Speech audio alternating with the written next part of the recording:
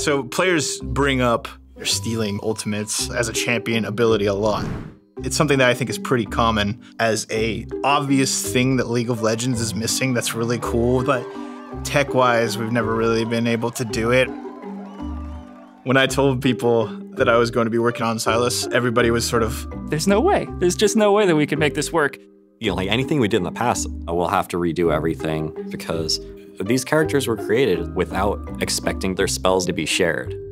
There's significant problems that can arise that make it so that Sylas couldn't have access to their spell. So one of the very first things that we did, we set out goals for what we want to hit. One of those goals was we will not make development on League of Legends any harder because Sylas exists in the game.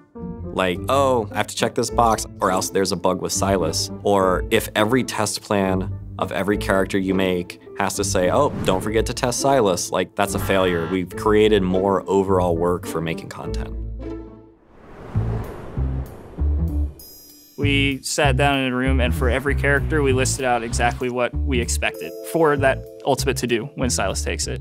And we argued about it too. So like example, Fiora. Fiora just says all of her passive works. If we give just the R to Sylas, clearly nothing is gonna happen. Fiora should do more than put a circle around them. So we said, as a player, if I take Fiora's ultimate, I expect to interact with all of the vitals just as Fiora would. So that means we need some way to attach this buff to that spell. So I think 97 out of the 141 characters that are currently in the game required some level of spell refactoring. There's like one class of characters that, as a whole, was particularly troublesome, or we came to call them Transformers.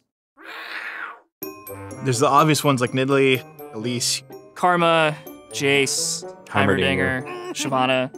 So holistically, they completely replace all of their abilities.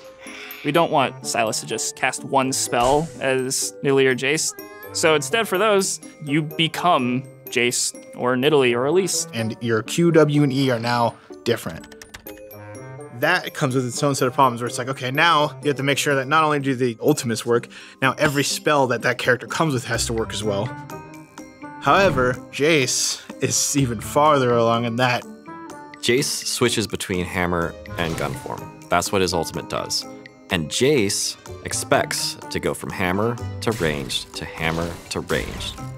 Sylas goes from not Jace to ranged, and then back to not Jace, which is not hammer form Jace. And then when he's no longer Jace and he's Sylas again, he has to put his kit back together. And that's with all the Transformers. When Sylas turns away from being them again, we have to make sure that he doesn't keep their spells, which would be awful.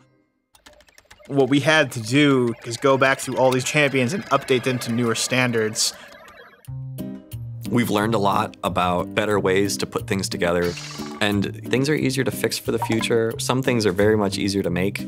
While it does have pretty insane technical challenges to overcome, I really think that this project will open doors for the rest of our design team. Very much in the past, it's been, I have this crazy harebrained idea, there's no way we can make that work. But here we are, doing the crazy harebrained idea, and I think it really does shift our mentality in the earlier phases to, let's push these constraints more and see what sort of crazy things that we can actually deliver through our champions.